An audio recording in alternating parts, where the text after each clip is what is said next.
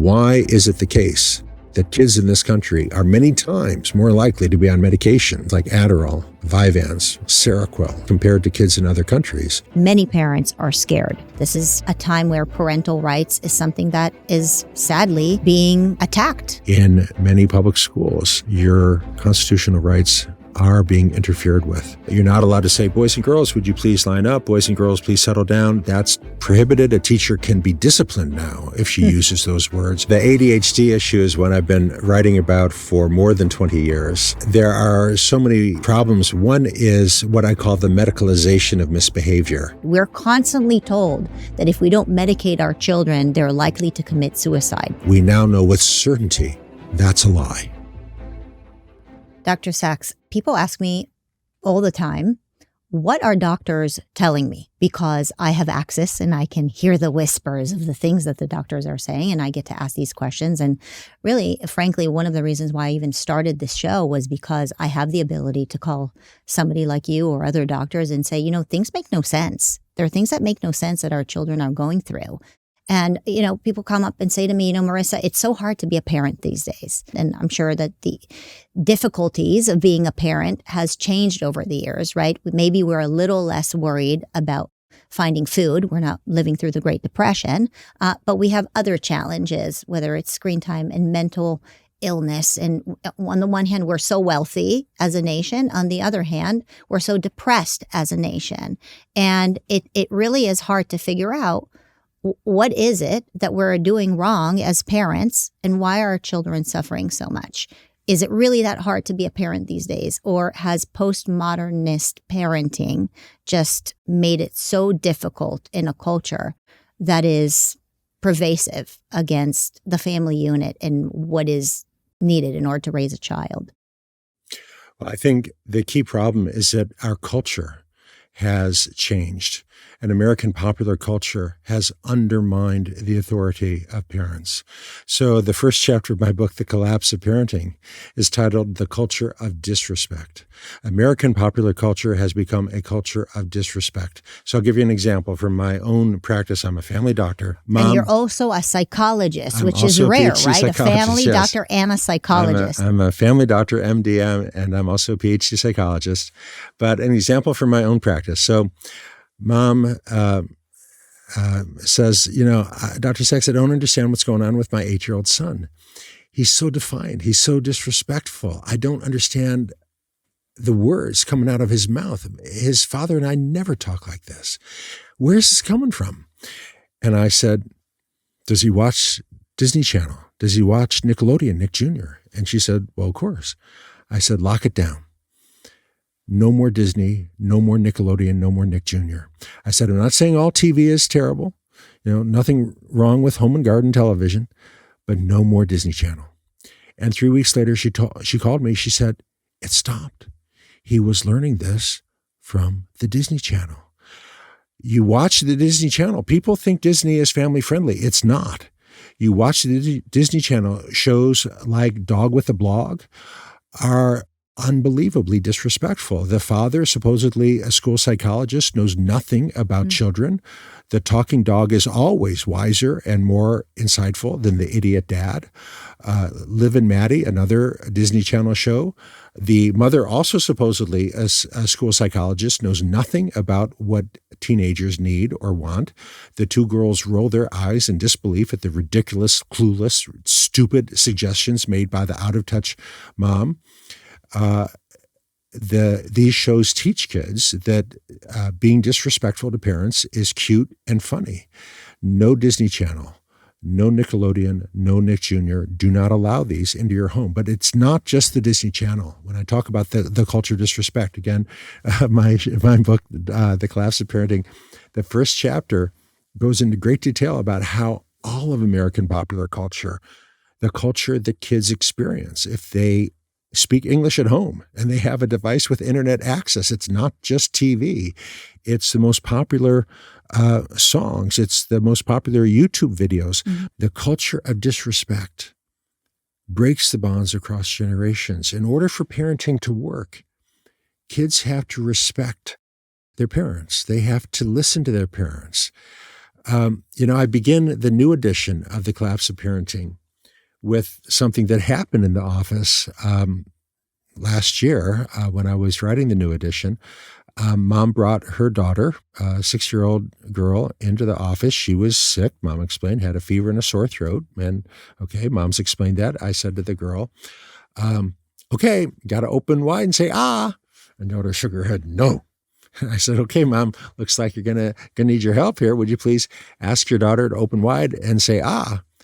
And Mom said, her body, her choice. Okay, my body, my choice, longtime slogan of abortion rights activists. Mom is adopting this slogan to defend her daughter's refusal to allow me, the examining physician, to look at her throat. Look, parenting only works if parents have some authority. But this notion of authority, for many parents now, they're uncomfortable exercising authority. Got to go back to Deuteronomy 6.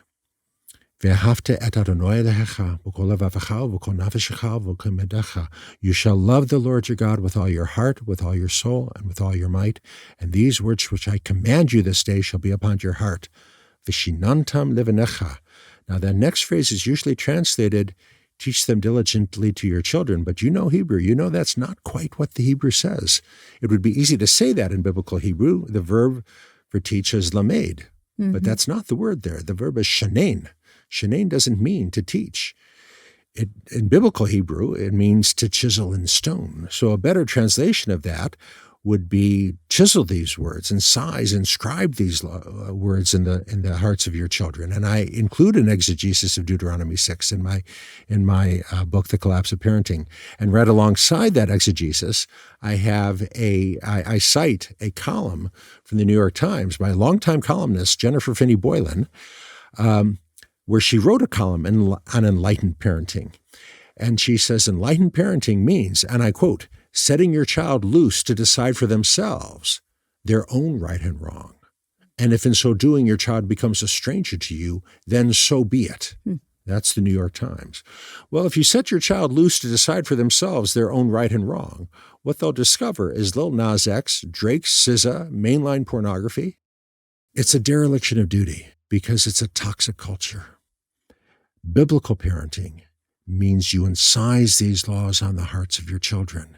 But many parents have listened to the New York Times and National Public Radio and set their kids loose in a toxic culture. And the result is kids who are defiant and disrespectful and confused and anxious and depressed. You know, it's interesting that you don't only bring up the culture, but you bring up the shinantam, the portion of chiseling the truth into a child. And I have a master's in education, and I remember going through my education degree, and they would say to us, children don't come with a manual. And, now as a parent and as an adult, but even then I thought to myself, well, the Torah, the Old Testament, is kind of a manual for raising children. It is a manual for understanding human nature. It's just this, again, postmodernist approach that the youngest are the ones who are the wisest, who know everything, and there's nothing to learn from the past. And so, you talk about this culture of disrespect, and so much of it is being taught through Nickelodeon and frankly, even NPR. Do you know that when I was getting my degree in education, they would tell us teachers that we need to listen to NPR every morning in order to know the truth?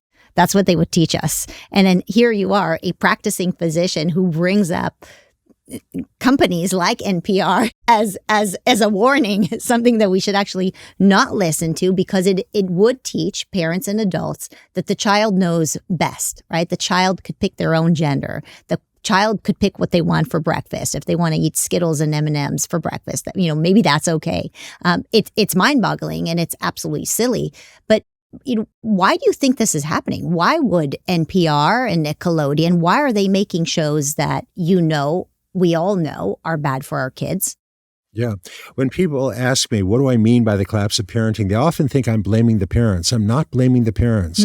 I'm blaming the culture. The culture has changed. It's become a toxic culture. And you're asking why. Yeah. So I think we have to look a little bit at American history, and I look especially at this interval between roughly 1972 to 1997. It's really interesting if you actually go back and watch a press conference from the 1950s or the 1960s. The reporters were so respectful. When you look at a press conference with President Eisenhower or even President Kennedy, it's almost like they're bowing to the president. Mr. President, if you would be so kind, like they're treating him like royalty. In 1973, President Nixon said, "I am not a crook." In 1997, Bill Clinton said, "I did not have sex with that woman." They were lying to us. In 1964, Gallup polled the American people, and the American people, more than 80% of Americans said you can trust the government to do the right thing all the time or almost all the time. It's incredible. Today, more than 80% of Americans said you cannot trust the government to do the right thing. The concept of authority, the concept of trusting people in power to do the right thing is gone. Well, they lost our trust. And they lost our trust. And I'm not asking people to trust the government. I'm not. But the problem is, when we lost trust in the government, we lost trust in authority. And the concept of trusting authority took with it trust in parents. And the problem is, when you lose trust in the concept of parenting, you lose something very important. Because parents have a unique responsibility. Parents have to teach right and wrong. And kids are living in a culture of you do you, whatever floats your boat. If it feels right, do it. And unfortunately, many parents now teach right and wrong in the same way. And they will literally say to their kids, I personally wouldn't cheat on a test, but, hey, that's just me. You do you, whatever floats your boat. And there has been an explosion in cheating over the last 20 years, which I document in my book, The Collapse of Parenting. If you're going to teach your kids not to cheat, you have to teach that there is such a thing as right and wrong. And you have to do the right thing because that's the right thing to do. In order to teach that, you have to teach from a position of authority. How do you do that? It's very difficult to do that if you haven't taught your kids that parents have authority. If you don't have a moral framework, you have to ideally have a moral framework. So I urge parents, you must establish a moral framework. You must establish a firm foundation, and you must assert your authority. Otherwise, your kids are going to be drifting and your kids will be at risk. And this is for the sake of your kids. So, for example, there's a chapter in my book on overweight. In 1971, 4% of American kids were obese. Today, more than 20% of American kids were obese. Now, there are multiple factors driving that, all of which I go into. It's a lengthy chapter, and it's a detailed chapter with many scholarly references. But why did this happen? One big reason this happened is because in 1971, American parents told their kids what's for supper, and today American parents ask their kids what's for supper. I was speaking to parents in Chappaqua, New York, which is an affluent suburb of New York City. And after my talk, husband and wife came down, and they told me how they made a healthy, nutritious supper for their kids. And their kids looked at their supper and said, "Yuck, we don't want to eat that. Let's just order pizza." And so Dad got out his phone and pulled up the Domino's app, and daughter ordered her personal pizza with her favorite toppings, and son ordered his personal pizza with his favorite toppings. And I asked Dad, "Why'd you do that? Why didn't you just tell them this is what's for supper?" And Dad said, "Well, I don't believe in starvation as a means of discipline." I said, "They're not going to starve. Look, 50 years ago, if Mom made a healthy supper and the kids didn't approve, she didn't run out and buy them a pizza. No, they went to bed hungry, She and that's would fine. say, if you don't like this, you can go to bed hungry. But today, parents won't do that. Today, parents will order Domino's pizza. Now, if you let 12-year-olds decide what's for supper, there are a few 12-year-olds who will choose broccoli, Brussels sprouts, cabbage, cauliflower, spinach, asparagus, and kale. But there are many more 12-year-olds who will choose pizza, French fries, potato chips, and ice cream. If you let kids decide what's for supper, you're going to get a lot of fat kids. That is one of several reasons why there are many more fat kids today, because parents have abdicated their authority. What is childhood for? What is the point? Humans are maturing for more years than most animals live. Why? We don't have to wonder. We have scholars like Dr. Melvin Konner at Emory who has devoted his career to addressing this question and wrote a tome, 800 pages, Oxford University Press, titled The Evolution of Childhood, looking at development in our species and comparing it with development in all these other species, mostly other primates, addressing the question, why? Why does it take so many years? Why is childhood and adolescence so long in our species? And the answer he and other scholars give is that it takes so many years because it takes many years for the adults to teach the kids right and wrong. Setting your kid loose to discover for himself his own right and wrong is not only an abdication of responsibility, it's profoundly unhuman. It's not in our DNA. It's not what we're programmed to do. Inscribe these laws in your hearts of the children. That's biblical parenting, and it is evidence-based parenting. That's common sense.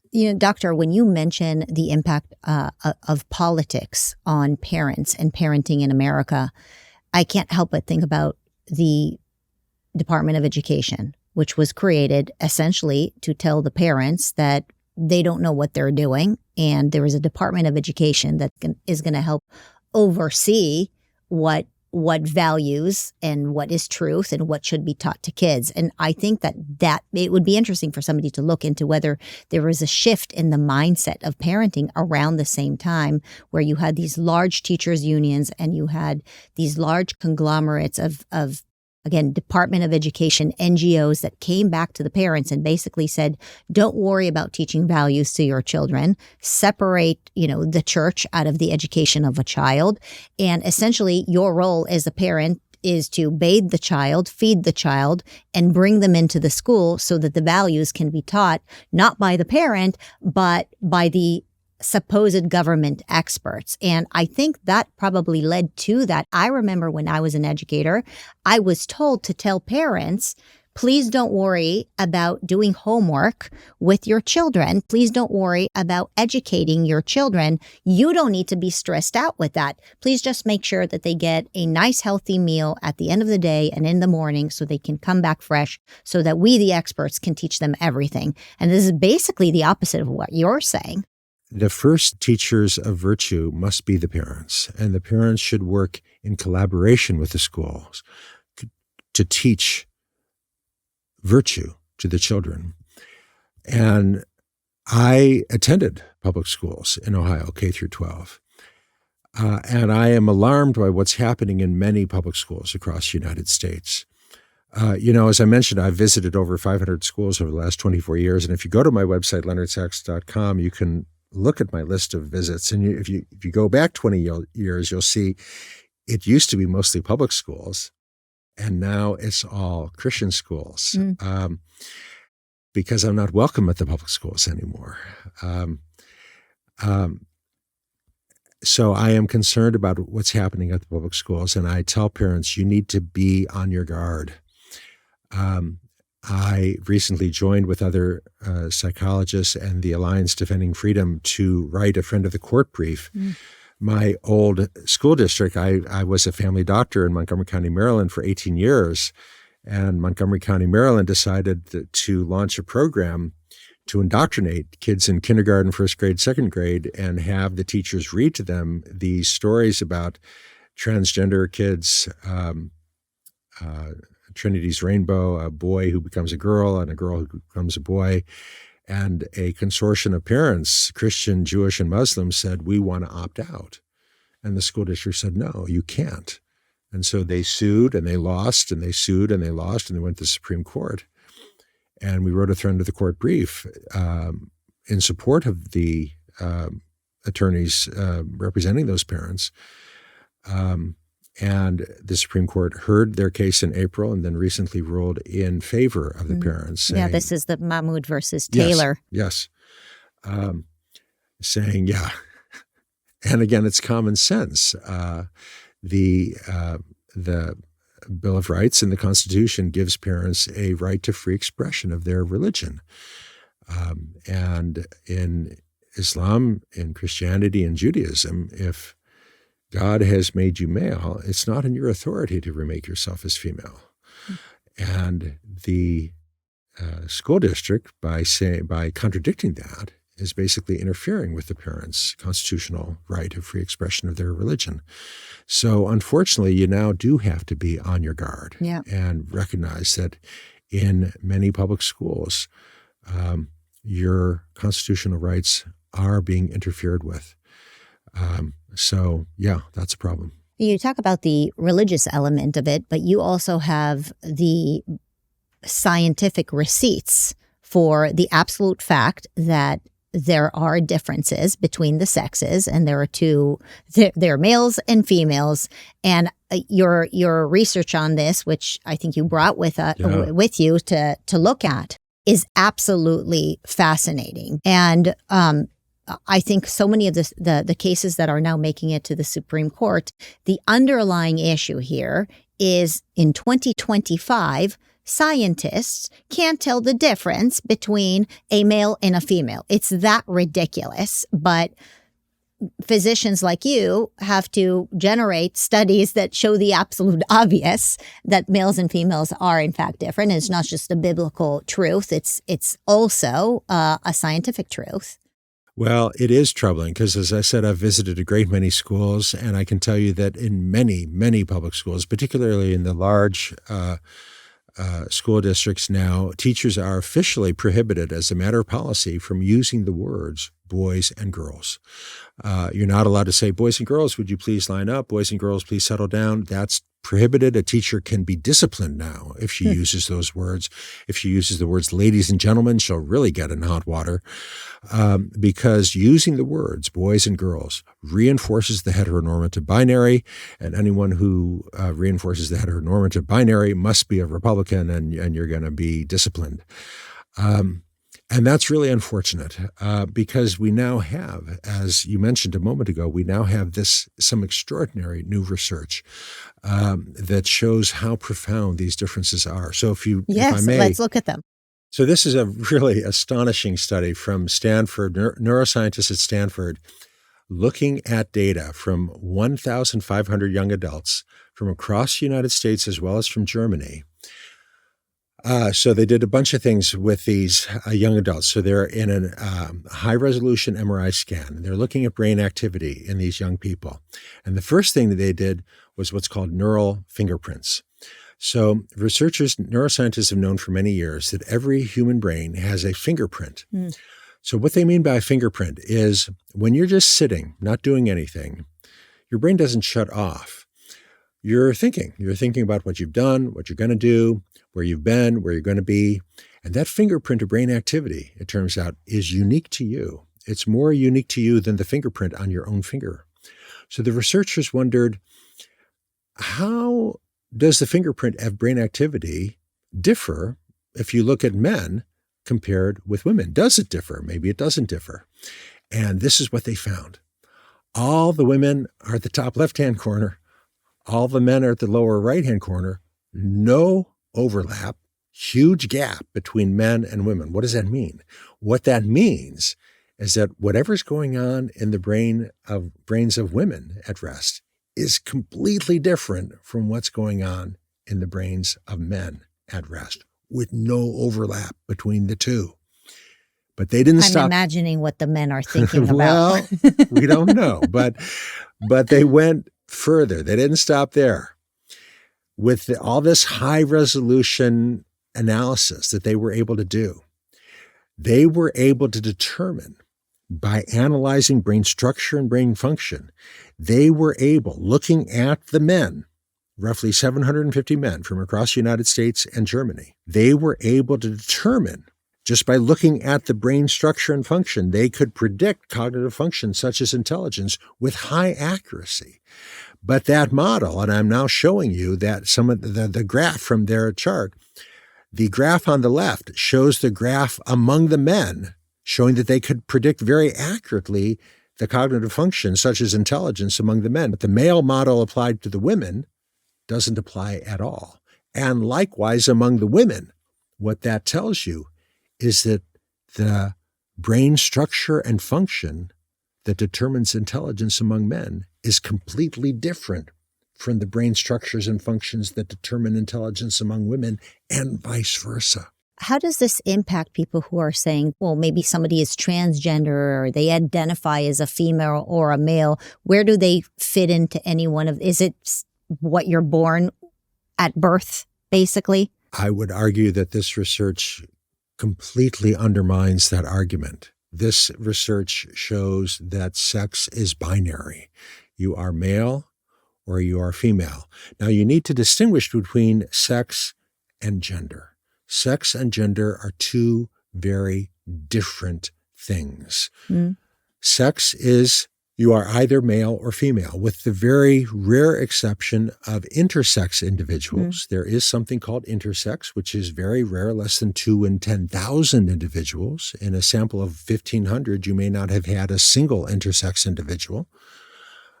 So an intersex individual, for example, might be an XXXY chimera, an individual who's a fusion of half XX and half XY. That particular anomaly occurs with a frequency of about 1 in 2 million live births in our species. But with the exception of intersex individuals, every human is either XX or XY. So you're either male or female, but gender is masculine or feminine. And we're all a mix of masculine and feminine traits. So, for example, I love to shop for groceries. I get a big kick out of it, and I love grocery shopping. I could spend 3 hours in the grocery store. My wife hates to shop for groceries. If we relied on her, we would starve. I don't know how to fix our lawn tractor. I don't do it, and I wouldn't know how. I was raised by a single mom. My wife's late father was a mechanic, and she's very adept at fixing the lawn tractor. So in some respects, she's more masculine than I am. We're all a mix of masculine and feminine, and that's fine. Gender is complicated, and that's okay. We're all a mix of masculine and feminine. Some boys love to dance ballet. Some girls want to be fighter pilots. That's fine. We're all a mix of masculine and feminine, but we are all either male or female. So again, there's a lot of confusion out there. I was recently counseling a young man who happens to love ballet and is convinced that he is a woman and wants to transition. He's not. He's a gender atypical boy. He's a feminine boy. He is confused because he's immersed in a toxic culture and he's fallen in with some very confusing people. But he's not a woman. He is a gender atypical boy. So unfortunately, we've got a very toxic culture now that are leading a lot of these kids astray. So again, this study got a lot of attention. And again, the left of center people who insist that gender is just a social construct responded, and they said, well, all the subjects in that study were 20 to 35 years of age. This is the Butler feminist study. Yes. The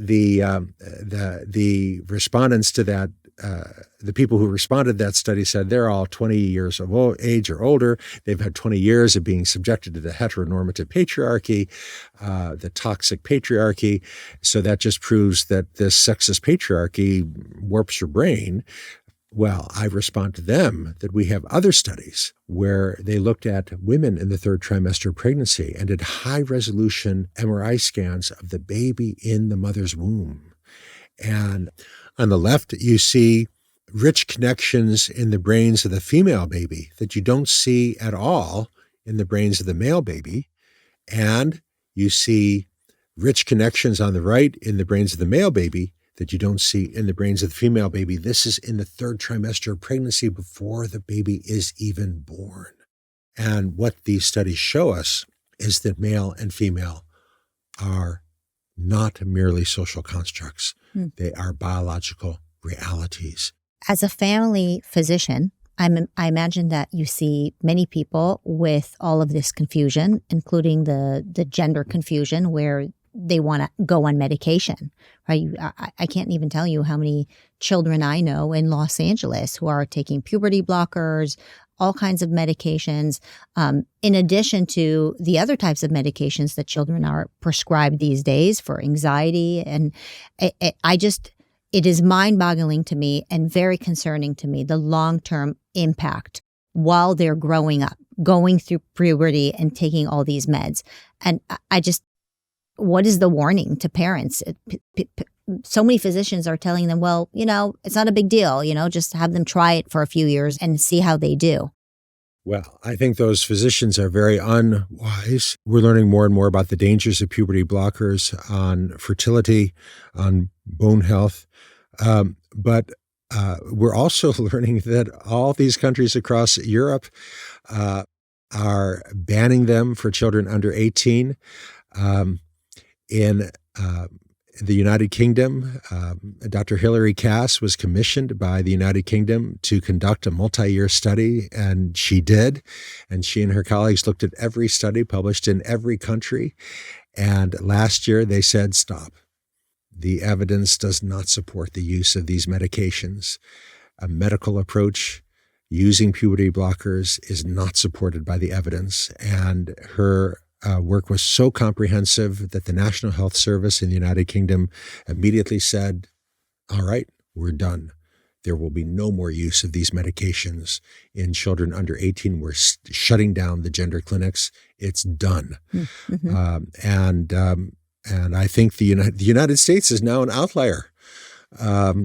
Western Europe and the United Kingdom have said, no, we're not doing this anymore. And now the United States is basically alone among Western countries in continuing to experiment on children when Sweden and Denmark have stopped, which is really strange. It's scary. It's unwise. And there is now so much evidence, and it's happened so quickly. I started a medical practice, a family practice in Montgomery County, Maryland in 1990 from nothing, from scratch. And we went from 0 to 7,000 patients. And I knew my patients well, and they confided in me. And we had many gay patients. We had many lesbian patients. How many transgender patients did we have? None. 0. Not one. As of 2008, we had none. This was not a thing. In 1994, the American Psychiatric Association said, how common is transgender? They said it's so rare, it's very hard to estimate. But we estimate that 1 in 30,000 men and 1 in 100,000 women are transgender.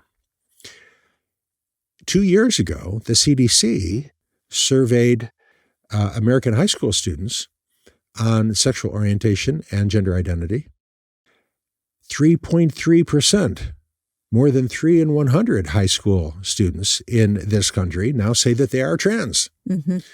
So between 1994 and 2023, in less than 30 years, we went from 1 in 30,000 to more than 3 in 100. That's a change of more than 2 orders of magnitude in 30 years. How did that happen? Why did that happen? Well, what we've learned is that gender identity is much more fragile than we thought. And that's a surprise. That's a surprise. So I wrote a book called Why Gender Matters back in 2005, first edition published in 2005 by Doubleday. Had 1 paragraph on transgender because it really wasn't a thing back then. Then the publisher asked me to write a new edition. And the new edition has 12 chapters, the last 4 of which are gender nonconforming, lesbian, gay, bisexual, transgender, and a deep dive into this question of why did it become so much more common? It became so much more common because we dropped the ball. We failed to teach boys to become men and girls to become women.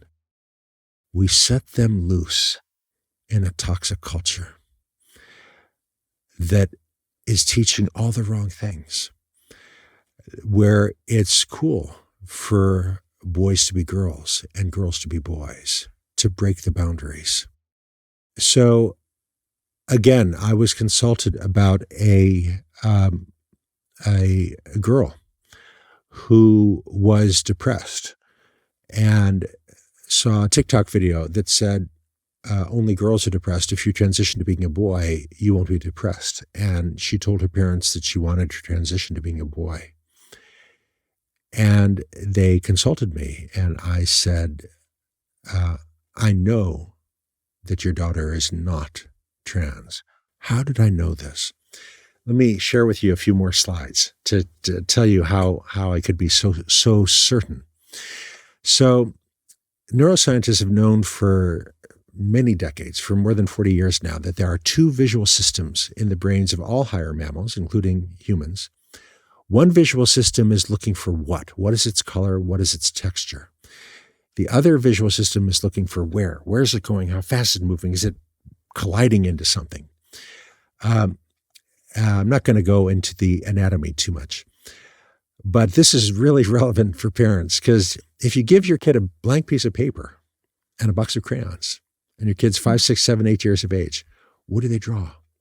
Girls draw people, pets, flowers, and trees. And this is true of every girl, including a girl who hates dolls and would rather play with a basketball. She's still drawing a girl with a basketball. But most boys don't draw people, pets, flowers, or trees. Most boys try to draw a scene of action. Human figures, if present, are stick figures, lacking eyes, mouth, hair, and clothes. It's not a well-organized two-dimensional picture on a horizontal ground. This is another boy's picture. This is another tank. Yes. Are these boys getting kicked out of school? Well, sometimes they are. I try to speak to the teachers when I can and explain that this boy, who I know well, actually another patient of mine, this boy is a very loving, kind, sweet boy who's never hurt anybody. So this finding is robust. It doesn't matter if we're talking about a Japanese girl in Japan or an American girl in the United States. Girls everywhere draw people, pets, flowers, and trees. And Jerry and Alexander, her colleagues at Yale, have shown that the P system, the system that has color, detail, and texture, predominates in females. Incidentally, not just in humans, but also in chimpanzees and monkeys.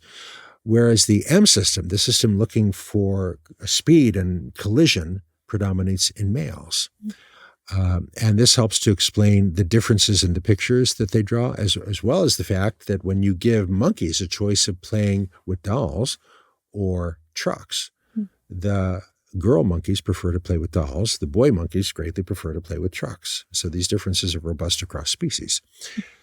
But going back to this girl, this is a girl who always loved to play with dolls throughout her childhood, always insisted on dressing as a princess for Halloween, wanted to be a fashion designer. Then at age 14, there was a family stress. She saw that TikTok video that said that only girls are depressed, boys aren't depressed. And she decided she wanted to transition to being a boy. But her parents showed me the pictures she had drawn. This is one of her pictures. And here's another of the pictures that she has drawn. That's a girl's picture.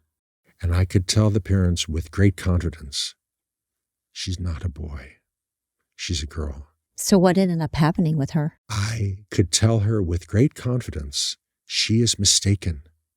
She's not trans. She's depressed. The correct diagnosis here is adjustment disorder and depression. Allowing her to transition to the male role is not in her best interest. She's mistaken. She's confused. 14-year-olds are often mistaken and confused. That's not unusual. And she should not transition. She should get good therapy. She should probably be on an antidepressant medication, but she should not transition to the male role. Putting her on testosterone is the last thing she needs. She needs consultation, psychotherapy, and antidepressant medication. She doesn't need testosterone. So, doctor, I I'm going to close this because maybe we can talk a little bit about medication. It's something I happen to be, very concerned about. I can't tell you how many kids I know are on antidepressants. It's not just the gender puberty blockers and all kinds of stuff like that. It's the bipolar medication. It's the anti-anxiety medication. You wrote a book. We were talking about this earlier. I want to actually grab your books back again because I think there's so much interesting stuff in here.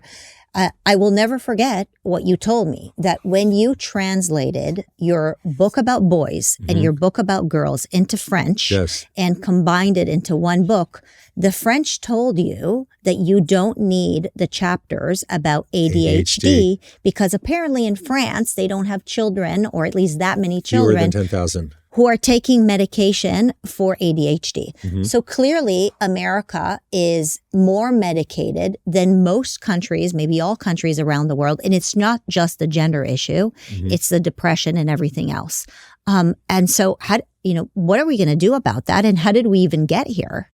Absolutely. So the ADHD issue is one I've been writing about for more than 20 years.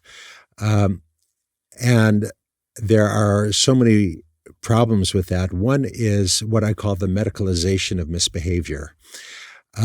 So let's imagine a boy in school, and he is defiant and he is disrespectful.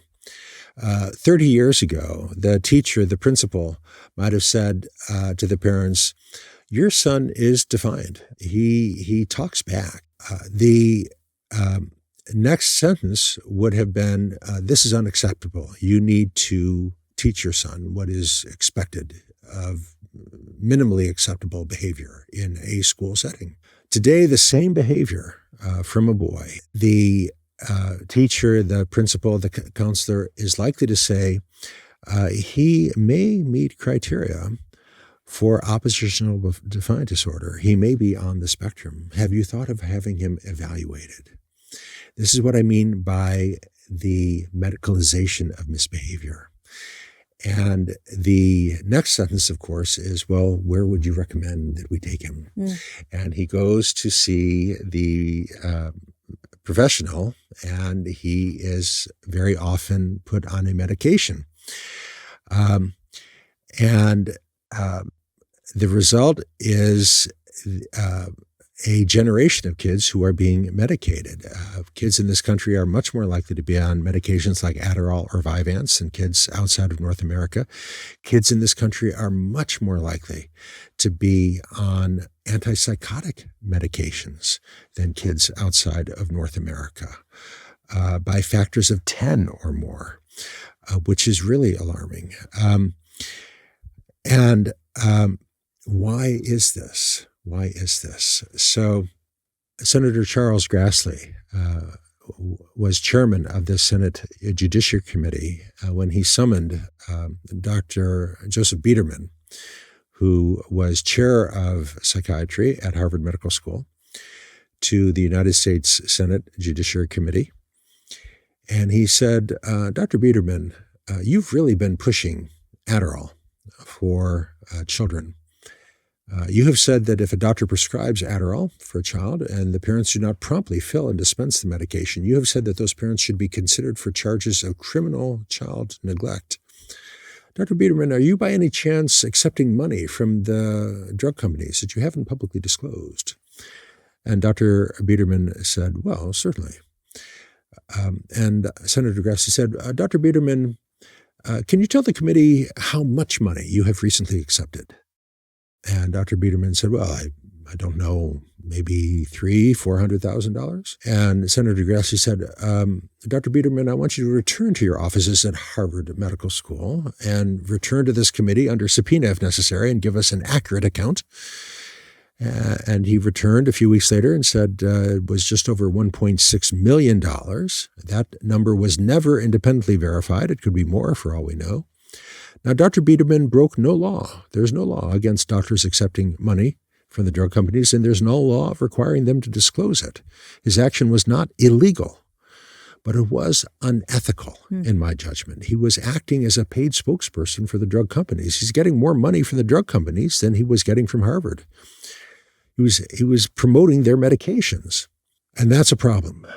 So Senator Grassley then summoned Dr. Fred Goodwin, who was chief of the National Institute of Mental Health, part of the NIH, arguably the most prestigious position an American psychiatrist can hold. He stepped down from that position to accept a position with National Public Radio, NPR, to host a program for them called The Infinite Mind. And as host of The Infinite Mind, he did a program on ADHD, where a mom called in and said, Dr. Goodwin, my son's been on medication for ADHD for years. He's been on Adderall, and he's been on this medication for years. And I'm thinking I should take him off the medication over the summer, maybe, and see what he's like off medication. What do you think, Dr. Goodwin? And Dr. Goodwin said, oh, no, certainly not. He said, my good friend and colleague, Dr. Biederman at Harvard, says these medications are for children with ADHD just the same as insulin is for diabetes. If your son had diabetes, you wouldn't take him off insulin for the summer, would you? No, of course not. His medications are perfectly safe. You should keep him on the medication. And Senator Grassley said, Dr. Goodwin, have you accepted money recently from the drug companies that you've never publicly disclosed?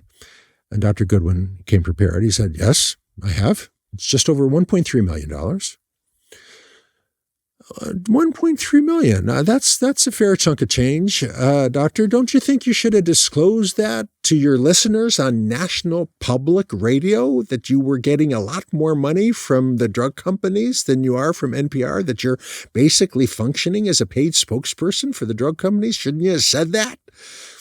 Certainly not. Well, why not, Doctor? Could you explain to the committee why you didn't feel any need to disclose that? Dr. Goodwin said, because it is standard practice. Everyone in our industry does that. And that was the most troubling line of testimony that Senator Grassley heard, in my judgment. Here's Dr. Goodwin, one of the most renowned and distinguished leaders of psychiatry in the United States, telling us it is standard practice for all the leaders in his field to take millions of dollars from the drug companies and not to tell us. Why is it the case that kids in this country are many times more likely to be on medications like Adderall, Vyvanse, Risperdal, Seroquel, Zyprexa, compared to kids in other countries? Well, it's because the leaders of child psychiatry in this country and not elsewhere are pushing these medications. Why are kids in this country more likely to be on medications compared with other countries? Because in this country and not elsewhere, medication is the first resort. In this country and not outside of North America, doctors will say, well, let's try Vyvanse and Adderall and see if it helps. So I spoke at Harvard University at a conference titled Learning and the Brain. And I would love to tell you that my presentation was the buzz of the conference. It was on why gender matters, but it wasn't. The presentation everybody was really excited about was a presentation by Dr. John Gabrielli. Dr. Gabrielli somehow got permission to give powerful stimulant medication to normal kids and to withhold stimulant medication like Adderall and Vyvanse, to withhold medication from kids with severe ADD, and then studied the ability of kids to learn on and off stimulant medication like They're Adderall. just experimenting on children? Yes. He got permission to do this. Where are the parents? He got permission to do this. Now, other researchers have told me they tried to get permission and permission was denied. Dr. Gabrielli got permission. We can argue about whether that was ethical, but he got permission to do it. And he found that medication helps normal kids more than it helps kids with ADD. What does that mean? It's a tremendously important finding. So many times parents have come to me and they've got the Connor scale from the school and the kid's off the chart, not paying attention in any class. But because I'm both a psychologist and a family doctor, I'm comfortable doing the evaluation, which many family doctors and pediatricians are not, but I am. So I'll do the evaluation. And I'll say, look, your kid doesn't meet criteria. Your kid does not meet criteria for ADHD. And the parents will say, yeah, but the other doctor prescribed the Vyvanse and it was so helpful. The parents are interpreting the response to medication as though the response to medication has some diagnostic significance. The medication was prescribed for ADHD. It was very helpful. Therefore, the kid must have ADHD, right? Bzz, wrong. Right. Dr. Gabrielli's study, and others like it, shows that these medications help normal kids as much or more than they help kids with ADHD. So I'll give you another example from my own practice. So another boy, middle school boy, off the chart on the Connor scale. Connor scale is just a form that the teacher fills out. Is this kid paying attention, somewhat not paying attention, not at all paying attention? He's off the chart. He's not paying attention in any class. He goes to psychiatrist. Psychiatrist looks at the form. He's not paying attention in any class. Says, well, let's try Vyvanse and see if it helps. It's tremendously helpful, and he's doing much better. But now he's got palpitations. He's got no appetite. So parents see something I wrote in the New York Times about the dangers of the medication, so they bring him to me for a second opinion. And I do a more careful sleep history. I say to mom, is your son getting plenty of sleep? She says, oh yeah, we make sure he's in his bedroom every night at 9 o'clock at night. I say to the boy, do you have a video game console in your bedroom? He says, of course. Doesn't everybody? I say, were you playing last night? He said, of course. When did you finish? 1:30, 2. Mom's like, you were playing video game at 2 a.m. last night? So he's playing video game past 1:30 in the morning. He's trying to wake up at 6. He's getting less than 5 hours sleep a night. He's sleep deprived. Sleep deprivation perfectly mimics ADHD of the inattentive variety. There is no Connor scale, there's no Vanderbilt interview that can distinguish between inattention due to sleep deprivation from inattention that's due to true ADHD. What's Adderall? What's Vyvanse? They're amphetamines. They're speed. They will compensate for the sleep deprivation. But the appropriate remedy for sleep deprivation is sleep. Not Schedule II amphetamines. So I say to mom, you got to get the video game console out of the bedroom. No more video games in the bedroom. No phones in the bedroom. No screens in the bedroom. And you know what? The inattention goes away. He never had ADHD. He was sleep deprived. This happens a lot. What do you think are the long-term effects on a child growing up with antidepressants? Yeah. So I can speak to other medical professionals, and I have done, about the treatment of depression.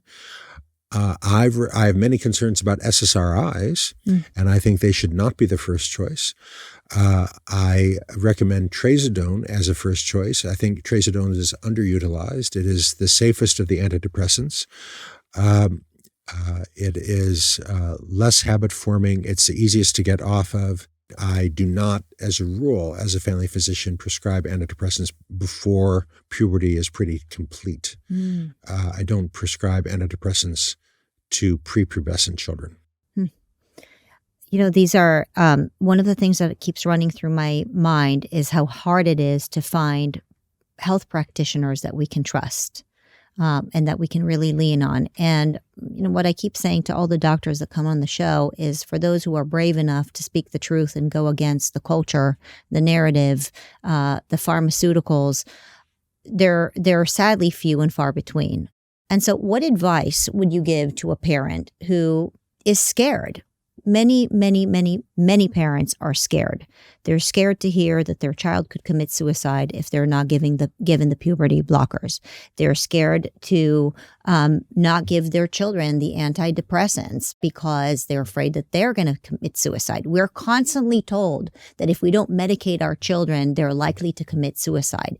And parents are getting confused and they're scared, and we don't even know who to trust anymore. Okay. Well, let me address each of your comments there, because each of them require a response. Would you rather have a live son or a dead daughter? Was a line that the transgender activists have used for many years when the daughter says she wants to transition to being a boy, claiming that by transitioning to the male role, you decrease the risk of suicide. We now know with certainty that that's a lie. Transitioning to the male role does not decrease the risk of suicide. It doesn't. We know this. So that's simply a lie, pure and simple. And this came out very dramatically this past December when the ACLU attorney, Chase Strangio, was arguing this case, the Scarametti case, at the Supreme Court, and came very close to making this claim.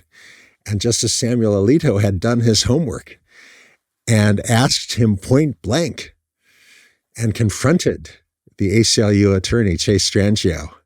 And he had to acknowledge the truth, which is that there is no evidence to support the claim that transitioning decreases the risk of suicide. So I would say to parents, if anyone ever claims that a child or teen who thinks they're trans has to transition to decrease the risk of suicide, you can tell them there's no evidence to support that. And as a family doctor, I have seen these unfortunate individuals who have been sucked into this rabbit hole and have transitioned, and it doesn't help.